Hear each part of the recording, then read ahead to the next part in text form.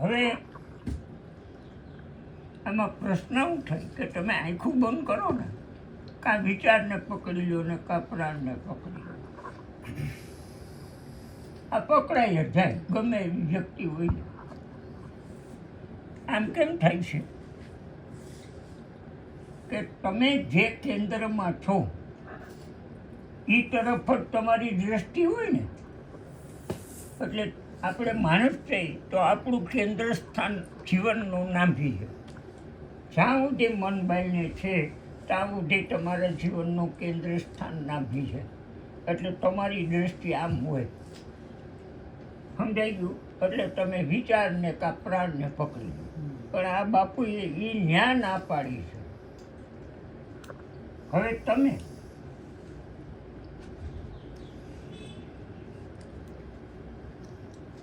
આંખું બંધ કરી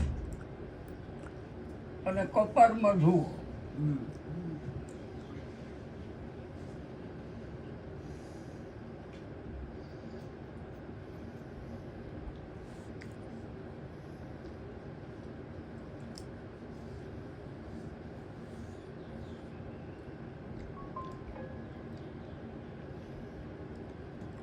આંખો બંધ થતાં જ આપને માત્ર અંધકાર જ દેખાશે. જો આ નજર અહીંયા છે એટલે અહીંથી તમે આમ જોશો એટલે વિચાર અને પ્રાણ આમાં બે છે તો એ પકડાઈ જાય. પણ એ કરવાનું નથી.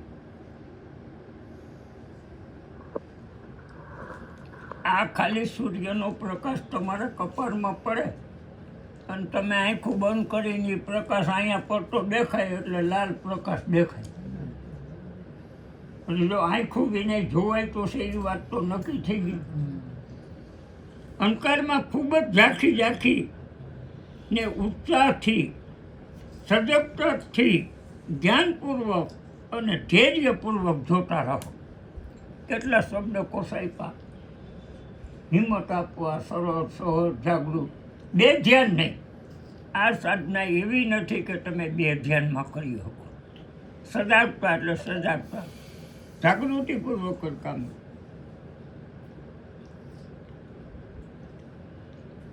ધ્યાનપૂર્વક અને ધૈર્યપૂર્વક જોતા રહો. આ સમયે આપના મનમાં ભિન્ન ભિન્ન વિચારો આવે તેની પરવા કરશો નહીં. વિચારો ભલે આવે, આવશે અને જશે, આવે અને જાય તેની ચિંતા ન કરો. તમે તો માત્ર જાગૃત રહો, સજાગ રહો, બસ. બેસી જ રહો. યાદ રાખો કે આંખો પર વધારે જોર આપશો નહીં. આનો અભ્યાસ ખૂબ સરળતા અને ધીરજપૂર્વક કરવાનો છે. હવે તમને તો ભગવાને અંદર આસન આપી દીધું છે, પછી પ્રશ્ન ક્યાં રહ્યો?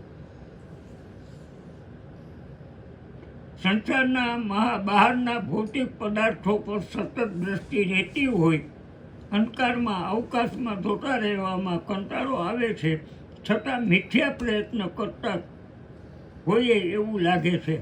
વળી અંધકારનું દર્શન કરતાં કરતાં કાલ્પનિક અંધકારમાં પણ ખોવાઈ જાય છે. કોઈ પણ કલ્પનામાં આપણે ચડી ગયા એટલે એ રસ્તા ભૂલા પડી. આને બાપુએ સજાગ રહેવાનું કર્યું.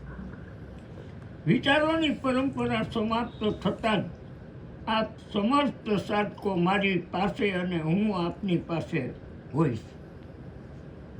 પછી આ ભેદ છે. ભલે પછી આપ વિશ્વના કોઈ પણ ખૂણામાં હો કે ગમે તે ધર્મના હો, મારાથી દૂર નહીં. એક જ વૃત અને વાયુમંડળમાં હું અને મારા સમસ્ત સાધકો એકબીજાથી પરસ્પર અભેદ સંબંધ સ્થાપિત કરીને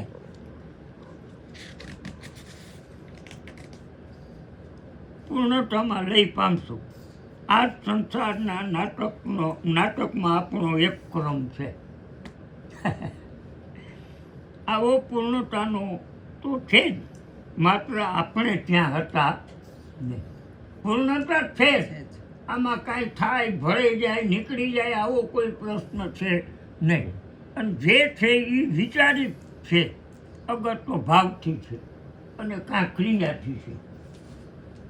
જો આ ત્રણ વસ્તુ ન હોય એટલે આવો કોઈ પ્રશ્ન નથી. મન ક્યાં સુધી છે?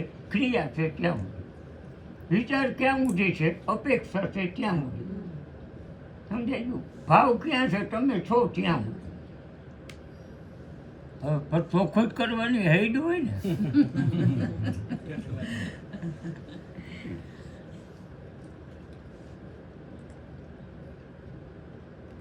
આવી પૂર્ણતા તો છે, માત્ર આપણે ન હતા, આપણે હોવાથી જ પૂર્ણતા આપણી છે અને આપણે એના છે. પ્રશ્ન મટી ગયો.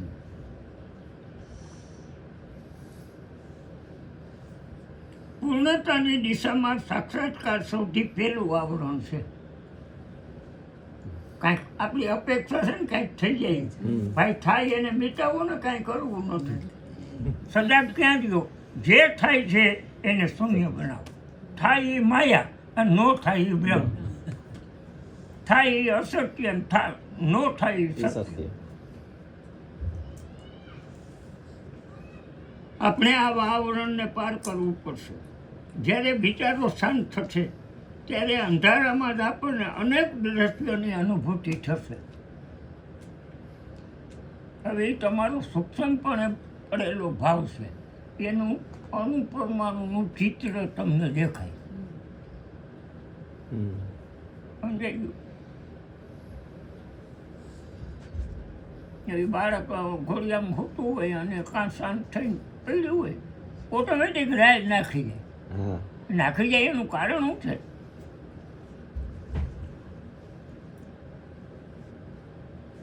કે એને એનો પૂર્વનો ભય આવી ગયો. કેમ મજામાં?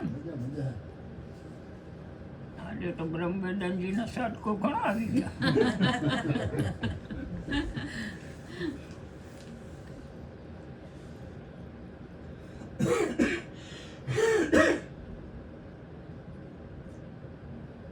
પૂર્ણતાની દિશામાં સાક્ષાત્કાર સૌથી, મને કાંઈક થઈ જાય, આ મોટામાં મોટો પ્રશ્ન છે. આવું કાંઈક થાય નહીં. આવરણનો તબક્કો છે, આપણે આ આવરણને પાર કરવું પડશે. જ્યારે વિચારો શાંત થશે ત્યારે અંધકારમાં જ આપણને અનેક દ્રશ્યોની અનુભૂતિ થશે અને પછી એકાએક અનેક દિવ્ય સાક્ષાત્કાર પર થશે.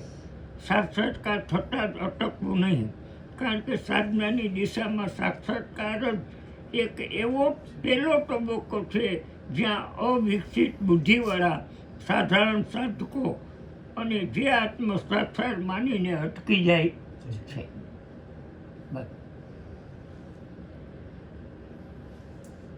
અથવા ત્યાંના સંમોહનના સુખ, ત્યાં પ્રકૃતિની ભયંકરતાના દ્રશ્યોમાં સુખ દુઃખ જેવા અનુમાન કરે છે. અટકવાનું નહીં.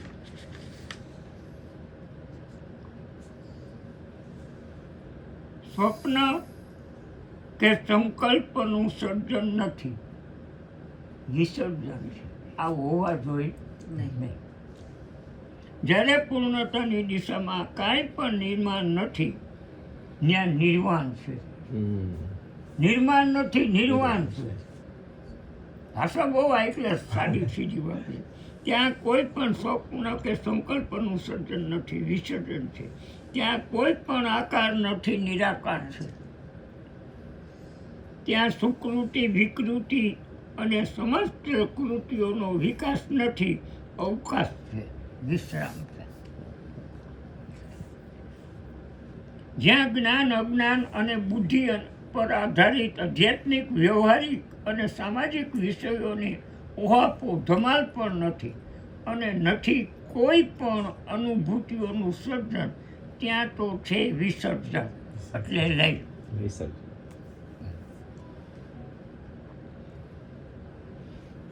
હું સાક્ષાત્કારનો વિરોધ નથી કરતો, તો પણ એટલું તો જરૂર કહેવા માગું છું કે સાક્ષાત્કાર વિશ્વાસ અને સંમોહનની એવી બેડી છે. સમજાઈ ગયું? જેના વડે બંધાયેલો સાધક કૂવાના દેડકાના જેવો બની જાય છે. એ કૂવા બાને નીકળી શકે નહીં. ત્યારે આવા સાધકની પીડા તૃષ્ણા અને ભક્તિ બનીને તેના અને બીજાઓના મનોરંજનનું સાધન બને છે. દાદા તમને ઓલા શંકર હે? ભગવાનના ગણોને દેખાતા ઈ આ સાક્ષાત્કારની ભૂમિકા હોય. એટલે મુદ્દો શું છે બેન કે આપણી કોઈ પણ પૂર્વ પરની ધારણા હા. સૂક્ષ્મપણે થઈ ગઈ હોય હા. એ આ ઈ જ કહે છે ને હા, તમારી એટલે ધારણા. એમાં હું ત્યાં ક્યાંય હવેલીમાં તો કોઈથી દર્શન કરવા નથી ગયો, કારણ કે ત્યાં આ દશેરા હોય ને અન્નકૂટ ભરાય ને હા. ત્યાં 2-4 દી નિશાળે છૂટીને ખાવા જવાનું ઈ પર બાર મારા બાપુજીને એ કામ કરતા હોય. એટલે મારે કોઈ માન્યતા નહીં, પણ ત્યાં અમારે નથુરામ બાપાએ મંદિર બનાવ્યું છે શંકરનું, બહુ હાઈ ક્લાસ જગ્યા ને એવું બધું. એટલે હું ત્યાં બેહું કંઈક જાઉં ને નવરો હોઉં ને એટલે ત્યાં કલાક વાર બેહું, મજા આવે. એટલે મુદ્દો શું છે કે આમાં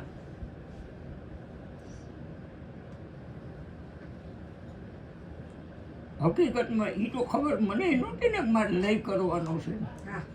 લઈ થવાનું છે એ મને ખબર ના, ઈ નહોતી. ખબર નહોતી. એટલે મીરાબાઈએ કીધું કે મીરા કહે પરગટ કી કોણ જાને સબ ઘટ કી આવરણ માર્યા સબ અટકી. વ્યાવાય ઉપર વ્યાવ એટલે એ અનંત પ્રકારે તમારી સામે આવરણ નાખે. હા. હવે જો ખોડા બાપા આવરણ નાખે મજાક કરે એમાં આમ થતું હોય તો ઓલામાં તમારું શું થાય? સાચી વાત છે. બોલા ઘરના ગાડા હવે શાંત બેહોની કાંઈ વાત નથી કરતા, એકવાર પરસેવો ભરી ગયો હતો. જો ભલે અમે હાયા કરતા હોય, ભલે મજા કરે, ઓલી ખરી કરશે, બીજું શું થાય? તમે જ્યારે દાદા એ વાત કરી હતી ને શંકર ભગવાનના ગણો દેખાય ને આ પૂર્ણતાને પંથે તો આમ વાંચી ત્યારે મને એમ થયું કે આ ઈ સ્ટેજ છે એવું મને ત્યારે લાગ્યું હતું કે આ સાક્ષાત આપણો મનની આપા આવું ધારણા કાંઈક જ. આવું કંઈક થઈ જાય હમ. એટલે સાક્ષાત્કાર થયે ને એને. હા. દાદા ભગવાન આવું કંઈક થયું તો માની લીધું ને. અમારે દાદા ઓલા તિલકિયા દાદા હે માં તો પીડા છુપાયેલી હોય છે અને પોતે જ પીડામાં રીબાઈને નાશ પામે છે. તેથી જ હું કહું છું બંધાઓ નહીં, મુક્ત થઈ જાઓ મુક્તિ તરફ. સાક્ષાત્કાર એક સ્વપ્નની સાધના માત્ર છે, એટલે એની સાધનામાં શ્રદ્ધા, વિશ્વાસ અને ધારણાનો આશ્રય લેવો પડે છે. જે અંતમાં ભક્તિ અગર સિદ્ધ અથવા સમોહન કે મનોરંજન બનીને અટકી જાય છે. તેથી સાક્ષાત્કારમાં જ રોકાઈ રહેવું એના જેવી મોટી ભૂલ સાધક માટે બીજી કોઈ ન હોઈ શકે. ઘણા ખરા સાધક અહીંયા અટકી વૃદ્ધ થઈ જાય છે, પરંતુ સાક્ષાત્કારથી પણ આગળ જ અજ્ઞાતમાં અગનની જે પૂર્ણતા છે, જેને આપણે અલખ અગોચર કહીએ છીએ, તેમાં જ પ્રતિષ્ઠિત થવું એ જ મારો કહેવાનો ભાવાર્થ છે. માત્ર દ્રઢ થતાં જ વિખરાયેલી શક્તિ આપોઆપ કેન્દ્રિત થઈ જાય છે. બસ સ્થાન થઈ જવાનું છે. આ દ્રઢ નિશ્ચય તમારો હોવો જોઈએ. સમજાઈ ગયું? કાંઈ કરવું નથી, શાંત એટલે શાંત. વિચાર આવશે જ વ્યાજ આવે, એ તમારે એને ભેરું નથી જવાનું.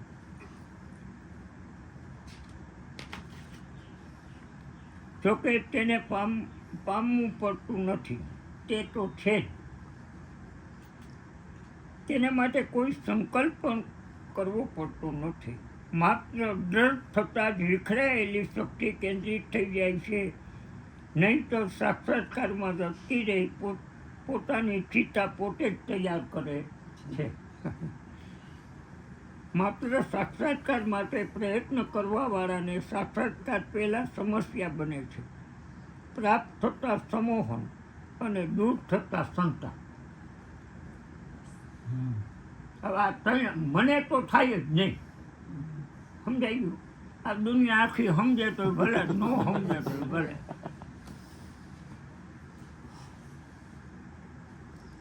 આ પામીને અટકવાળા મનુષ્યએ સંતાપના અગ્નિમાં સરળતા જોવામાં આવ્યા છે.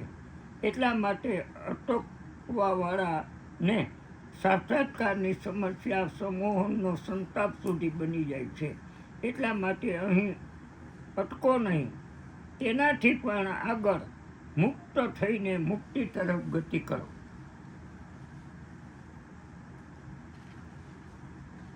નેત્રો બંધ કરી સાધક શાંત મુખ મુદ્રામાં બેઠા બેઠા જ્યારે અંધકારને જુએ છે ત્યારે થોડા સમય પછી તેને અંધકારમાં અનેક સ્વપ્નવ્રત દ્રશ્યો સર્જાતા અને લય પામતા દ્રષ્ટિગોચર અનુભવાય છે.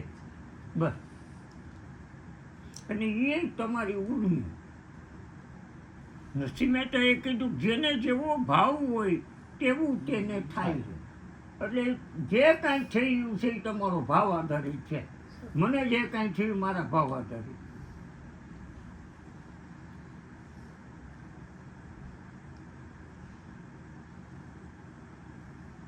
ત્યારે કોઈ પણ વખત સાધકને અહીં સત્યનો ભ્રમ પણ થાય છે, કારણ કે અહીં અનેક સુખદ અનુભવ થાય છે.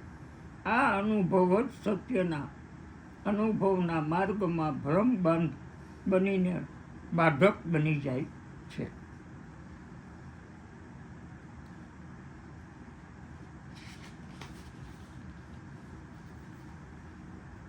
સમસ્ત સંમોહન વૃત્તિઓને તે ક્યાંથી ઉદ્ભવે છે તેના ઊંડાણમાં જાઓ.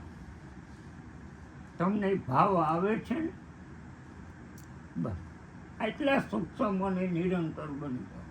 એટલે એ જ્યાંથી આવે છે એ તમારા ચિત્તમાં પડેલી જળ છે, એટલે એ ખેંચાઈ જાય.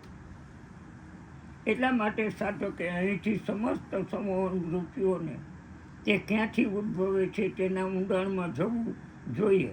અગર શાંત ચૂપચાપ તેને જોતા જ રહેવું જોઈએ, કારણ કે આ કૃતિઓ બનીને પછી આપોઆપ સમી જાય છે. અહીં બચવું મુશ્કેલ નથી, સ્વાભાવિક છે. માત્ર દ્રઢ થઈને બેસી રહેવું જોઈએ. સમજાઈ ગયું?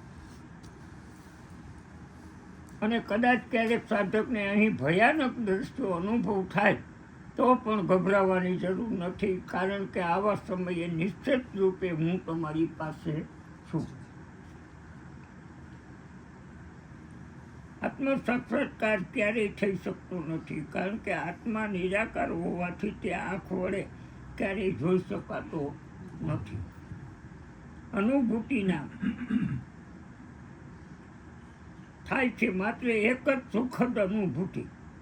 ત્યારે સાધક આ સુખ દુઃખ અનુભૂતિના સમૂહોમાં આવીને શારીરિક પ્રકૃતિને ભયંકરતાના સુખ દુઃખમાં જેવો અનુમાન કરે છે. સાધનામાં સાક્ષાત્કાર એક સ્વપ્ન સ્વરૂપ છે, તો અહીં મુક્તિ એક સુખ સ્વરૂપ છે. પણ હું કહું છું મુક્તિ સુખનું સ્વરૂપ છે.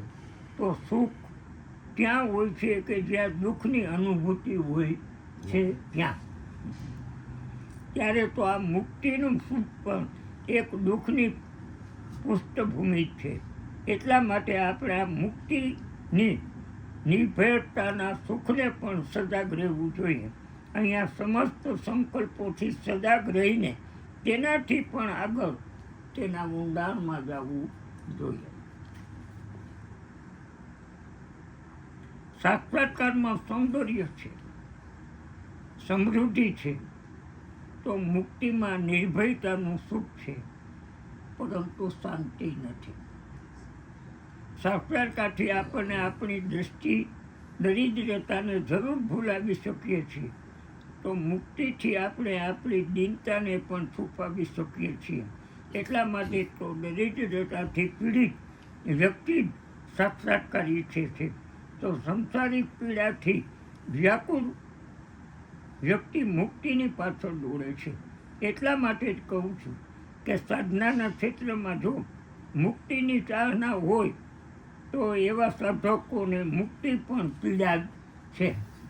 દાદા, આજે મુક્તિની વાત કરી, મુદ્દા છે આવા જે શબ્દ કોસાય આવું કાંઈ છે નહીં. અને જે કાંઈ છે એ હું તમે મનથી વિચારથી ભાવથી છે. હકીકતમાં આમાં કાંઈ નોખું પડ્યું નથી. જો આ ત્રણ મુદ્દા સાફ થઈ જાય એટલે સરંગ સૂત્ર એક તાર જ છે, બીજું કાંઈ નથી. અને બધાના માટે જ્ઞાન છત્રી ગમે એ ઓઢે ને ભીંજાય નહીં ને, હે પણ ત્યાં કોઈને છત્રી ધારણ કરી લીધી એટલે ભીંજાવાનું બંધ થઈ ગયું. બસ જ્ઞાન દ્રષ્ટિથી જેને આપણે આત્મા કહીએ છીએ તેની અનુભૂતિમાં જરૂર આનંદ છે, પરંતુ કેટલા સમય પછી આ આનંદમાં પણ તૃષ્ણા વધે છે, ત્યારે આ આનંદ પણ ખોવાયેલો લાગે છે.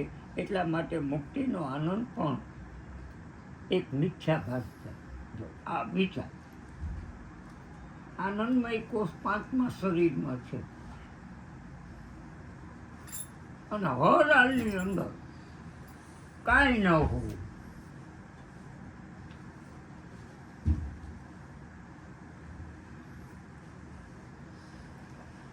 હર હાલની અંદર કાંઈ ન હોવું. પછી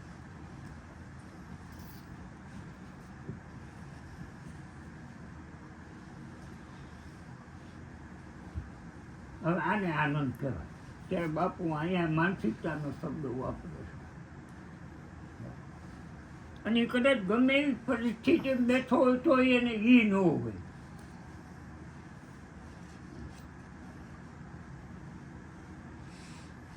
એક મિથ્યાભાસ છે. જ્યારે આનંદ આનંદ જ નથી, માત્ર આનંદના કલ્પિત આશ્વાસનથી જ ભરપૂર છે, ત્યારે વાસ્તવિક આનંદ આનાથી પણ એકદમ જુદો છે. બસ આવી ગયો ઠેકાણ. તો એ પ્રશ્ન છે કે વાસ્તવિક આનંદ છે ક્યાં?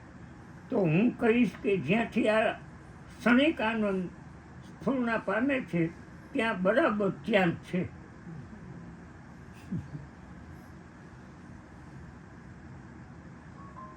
એટલા માટે આ આનંદથી નહીં પણ આ આનંદના ઊંડાણમાં કે જ્યાંથી આ આનંદ સ્ફુરિત થઈ રહ્યો છે આને ધૈર્યથી સમજી લ્યો. ઉતાવળ કરશો નહીં. સમજમાં આવવાથી તમે આનંદના કેન્દ્ર પર છો. જ્યારે તેના પર બહુ જ ઊંડાણમાં ઉતરી જશો ત્યારે તમને આ આનંદ પણ વિષાદપૂર્ણ લાગશે. આમ છતાં આ આનંદ જ તમારા માટે મુક્તિનું દ્વાર બની જશે. પરંતુ આપણે તેને પણ ભેદીને છોડીને તેનાથી પણ આગળ તે પૂર્ણતાના કેન્દ્રિત થવાનું છે કે જેની સત્તાથી આ બધી કૃતિઓ બને છે. ન્યાય નહીં. બસ એટલે લોહીને કીધું ને લાખા એ જોતે ઓળંગીને આઘા હાલો. ક્યાંય રોકાવમાં રોકાવવું એ પૂર્ણતા નથી, લઈ નથી. બસ મુક્તિના આનંદથી થાકી સાધક જ્યારે વિશ્રામને મેળવવા દોડે છે તે મૂર્છા અથવા મોક્ષ છે. મુક્તિના કેન્દ્રને ભેદીને આપણે મોક્ષમાં જ છીએ, પરંતુ અહીં હોવું આપણું વાસ્તવિક હોવું નથી. મોક્ષ એક અવસર છે, અભિવ્યક્તિ છે, જે આપણને મોક્ષની પૂર્ણતા તરફ લઈ જાય છે અને અનાયાસે પૂર્ણતામાં લીન બની જાય છે. અહીં આપણે અત્યંત સજાગ રહેવાનું છે. જો આનંદ આવે તો સૂક્ષ્મપણે હું હોઉં ને, શરીરનું નથી, વિચારવું નથી, પ્રાણવું નથી, મન બુદ્ધિ ચિત્ત અંતકરણનું આ કાંઈ નથી ખબર છે, પણ છતાંય છું.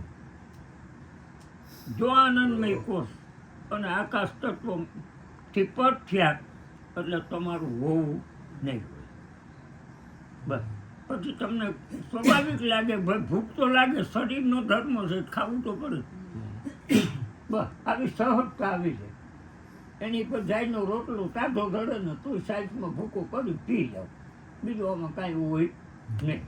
દાદા આ જે અત્યારે વાત કરે છે તમને જે સ્ટેજ આવ્યું તમે પણ અને દુસ્સાહસ પણ ધન્ય છે. આ દુસ્સાહસ તો તેને સત્યમાં, પૂર્ણતામાં અર્થાત અગમમાં પ્રતિષ્ઠિત કરે છે.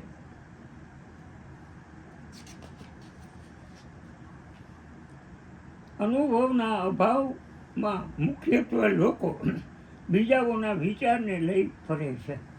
નહીં, તમે જ પસાર થાવ. હવે અહીંયા હતું એટલે કયો કાંઈક આધાર તો હતો ને, હવે એનાથી આમ બહુ સલામતી રહેતી. હવે એ આધાર ગયો એટલે આમ આમ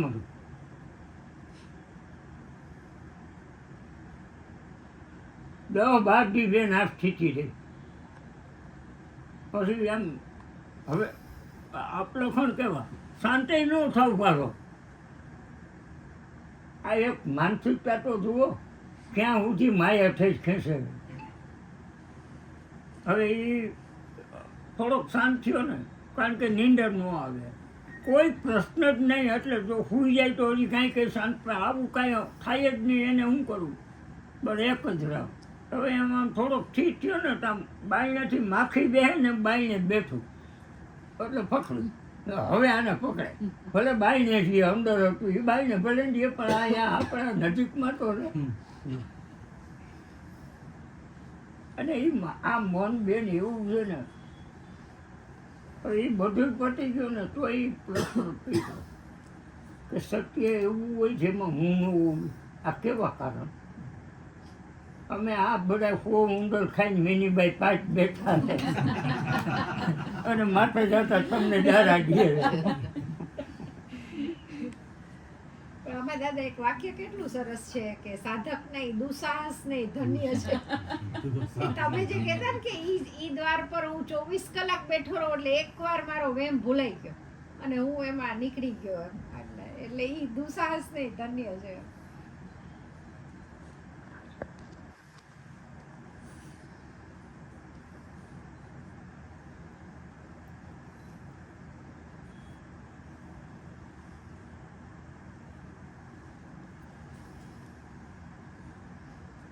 જે દુઃખ મળે કે અહંકાર મળે, ભય મળે કે અસુરક્ષા, આ બધાને સહન કરીને અત્યંત ધૈર્યપૂર્વક પૂર્ણતામાં પ્રતિષ્ઠિત થાવ. આ પૂર્ણતા સાધક પાસેથી મૂલ્ય પણ લઈ શકે છે. મૂલ્ય પણ લઈ શકે છે. એટલે આ સંતોની વાત કરી દયાનું સત્સતી એને મૂલ્ય ચૂકવવા માટે પોતાની જાતથી બાજી પણ લગાવવી પડે છે. આ સાધકની કસોટી છે. તેથી તો સર્વ પૂજ્ય સંતો સંત ઈસાને સૂલી પર ચડાવવામાં આવ્યા, સોક્રેટિસને જેલ આપવામાં આવ્યું, હઝરત મોહમ્મદ અને પ્રકાશાનંદને પણ દુઃખ દેવામાં આવ્યું, મહાન સંત રામદાસની કટુ આલોચના કરવામાં આવી, શીખ ગુરુ તેગ બહાદુરને પોતાનો ભોગ દેવો પડ્યો, તો દયાનંદ સરસ્વતીને તેના હથિયાર અને પૈસા દઈને ક્ષમા કરીને પૂર્ણતાની સ્થિતિ પૂજ્ય મહાવીરની ધ્યાન અવસ્થામાં ધ્યાનમગ્ન નેત્રો સ્વપ્ન શરીર જોઈને તેને ઢોંગી ધૂપ ગુંડો ગણીને તેના કાનોમાં લોઢાના ખીલા લગાવવામાં આવ્યા. આ થાય.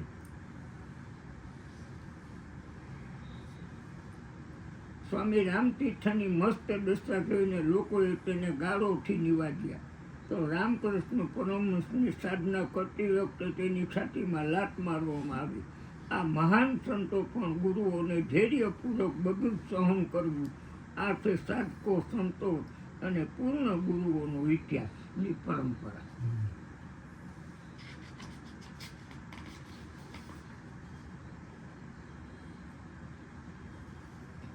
સમાજમાં નહીં પરંતુ સમસ્ત બ્રહ્માંડમાં માનવીથી માંડીને દેવતાઓ સુધી સૌની મહાન અને આખરી અભિલાષા કોઈ હોય તો એ છે પૂર્ણતા.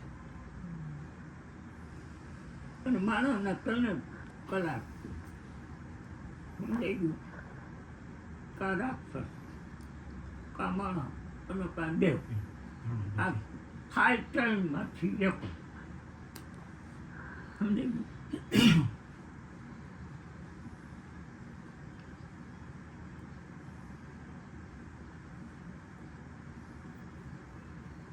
પૂર્ણતા માનવીથી માંડીને દેવો સુધી સર્વના મૂળભૂત સંતાપ આ જ છે. આ જ સર્વની પીડા છે, દર્દ છે, ને ચિંતા છે, ને અશાંતિ છે. કારણ કે આ પૂર્ણતાની પ્રાપ્તિનો અભાવ જ બ્રહ્માંડ છે. સંસાર છે, સ્વર્ગ છે, નર્ક છે, બંધન છે અને મુક્તિ છે. પૂર્ણતાની પહેલાં અટકી જવું સારું નથી. ઘણા ખરા સાધક સાક્ષાત્કાર, મુક્તિ અને મોક્ષ જેવી ઘટનાઓમાં અટકી જાય છે. તો આ તેના માટે સ્વ સર્જિત પૂર્ણતા પૂર્વની સૌથી મોટી ઠગાઈ છે, છલના છે. ભયંકર ધોકો છે. આ ઠગાઈમાં માત્ર માનવ નહીં પરંતુ દેવતાઓ પણ પીડિત છે. માટે દેવો પણ સાધનામાં સંકલન છે, કારણ કે સાક્ષાત્કાર દ્રશ્યનું સંમોહન મુક્તિ, સુખ અથવા આનંદની છલના છે. તો મોક્ષ મૂર્છાની ભૂલ ભૂલામણી. એટલા માટે સાક્ષાત્કાર, મુક્તિ અને મોક્ષ એ તો માત્ર જીવ અને આત્મા સુધી જ સીમિત છે. દાદા એ છેલ્લું વાંચો તો પાછું, છેલ્લું વાંચો તો પાછું શું કીધું એને? સાક્ષાત્કાર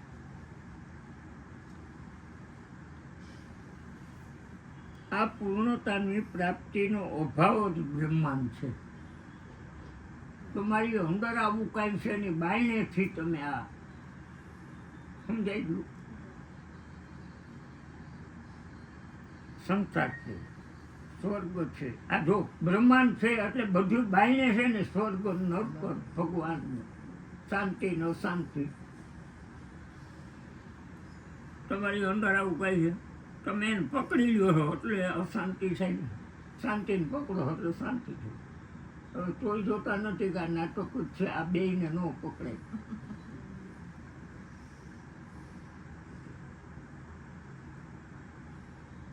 ઘણા ખરા સાધક સાક્ષાત્કાર, મુક્તિ અને મોક્ષ જેવી ઘટનાઓમાં જ આવી જાય છે. આ તેના માટે સ્વસર્જિત પૂર્ણતા પૂર્વેની સૌથી મોટી ઠગાઈ છે, છલના છે, ભયંકર ધોખો છે. આ ઠગાઈથી માત્ર માનવ જ નહીં પરંતુ દેવતાઓ પણ પીડિત છે. માટે દેવો પણ સાધનામાં સંગલ છે, કારણ કે સાક્ષાત્કાર દ્રશ્યોનું સંમોહન છે, મુક્તિ, સુખ અથવા આનંદની છલના છે, તો મોક્ષ મૂર્છાની ભૂલ ભૂલામણી છે. એટલા માટે સાક્ષાત્કાર, મુક્તિ અને મોક્ષ એ તો માત્ર જીવ અને આત્મા સુધીનું સીમિત છે. આ વિચારથી છે, હકીકતથી નથી. શબ્દ જ નો તો અપેક્ષા હોત. અને આને અનવર સાહેબે કીધું કે સ્वर्ग नरक और पाताल में तुम ही एक नजर आया, सबके घट में तू बिराजे, तेरी है सब छाया, नाथ तेरी अकलित माया, तेरा भेद किसी. બધે તું શું છો હોય, બધે ઈ હોય તો ત્યાં આપણને રહેવામાં વાંધો હું છે, ભલે નરક હોય. હે આપણે શું કરો ભીવું જોઈએ? પરમાત્મા સર્વવ્યાપી છે એટલે બધે હોય જ. હવે બધે હોય ને આપણને હું ભીખ? આવું કઈ છે.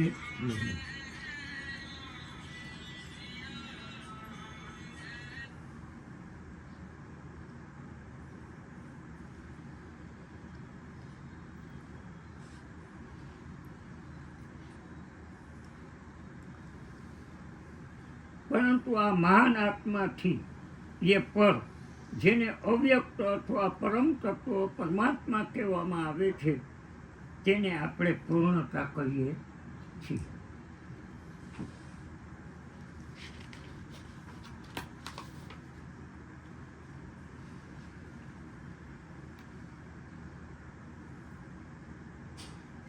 સાક્ષાત્કાર, મુક્તિ અને મોક્ષ સંયમથી છે, પરંતુ પૂર્ણતા સંયમમય છે. આમાં કાંઈ થાય નહીં.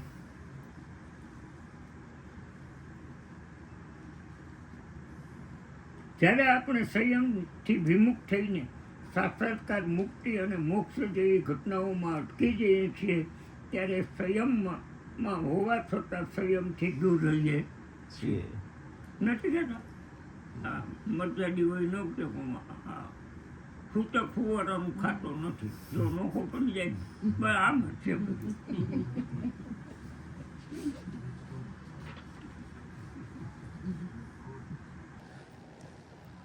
આશ્રયોના પણ લય છે. કોઈ પણ સ્થાન ઉપર તમે બેઠા એનો લય છે. રિસર્ચ ત્યાં માત્ર એક સ્થિતિ છે, બીજું કાંઈ છે નહીં. બહુ શબ્દો મળી ગયા.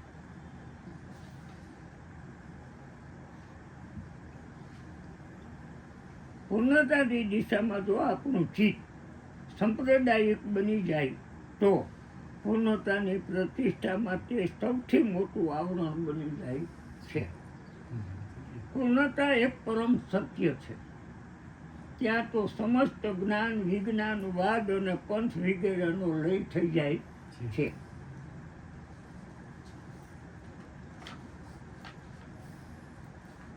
એકરૂપ થઈ જાય છે. પૂર્ણતામાં કોઈ જાતિ નથી, કોઈ લિંગ નથી કે નથી કોઈ વિભાજન. બસ આ પૂર્ણતાથી પર અંતિમ કોઈ સત્ય સ્થિતિ પણ નથી. સમય અનુસાર સાક્ષાત્કાર, સમોહન, મુક્તિમાં નિર્ભયતા અને મોક્ષમાં પરમ સંતોષની અનુભૂતિ થઈ શકે છે, પરંતુ પૂર્ણતામાં તો આ બધાથી અધિક છે. આમાં આવું કાંઈ છે નહીં. એ પ્રશ્ન જ તમને મટી જાય. સમય અથવા કાળનું બંધન નથી, એટલે કાળાતીત છે. અહીં કોઈ દ્રશ્યનું સર્જન કે સૌંદર્ય નથી, તેથી અલગ છે, તેથી અગોચર છે. અહીં સમસ્ત કૃત્યો, વૃત્તિઓ અને ગતિઓ પણ સંપૂર્ણપણે લય છે. તેથી તો આ અગમ નિગમ શાશ્વત છે. કાલે મને અહીં જ સમસ્ત કૃત્યો, વૃત્તિઓ અને ગતિઓ પણ સંપૂર્ણપણે લય છે. તેથી જ આ તો અગમ નિગમ શાશ્વત સત્ય છે. કૃતિ, વૃત્તિ ને ગતિ. હે કૃતિ, વૃત્તિ ને ગતિ. હા, આ કાલે મને ન્યાય યાદ આવ્યું, પણ આ યાદ ન આવ્યું.